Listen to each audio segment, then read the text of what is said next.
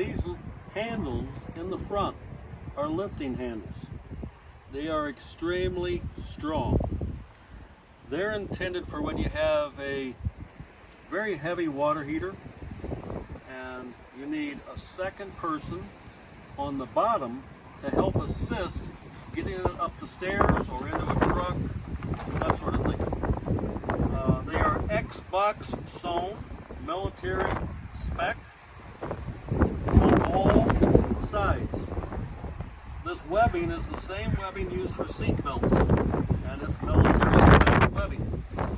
We don't cut any corners. We want things to be the strongest, best quality that we can provide. This is especially important when you're lifting something as heavy as, say, a 75-gallon water heater. They weigh in excess of 300 pounds empty. So, when a man is trying to pull this up the stairs, he definitely needs what we call a bottom man. The guy at the bottom of the stairs helping to assist it get up each and every stair, generally one by one, until they get it up and out of the house. 300 pounds is a lot of weight. Only people who are experienced in the techniques of safely lifting and are physically fit should even attempt to do so.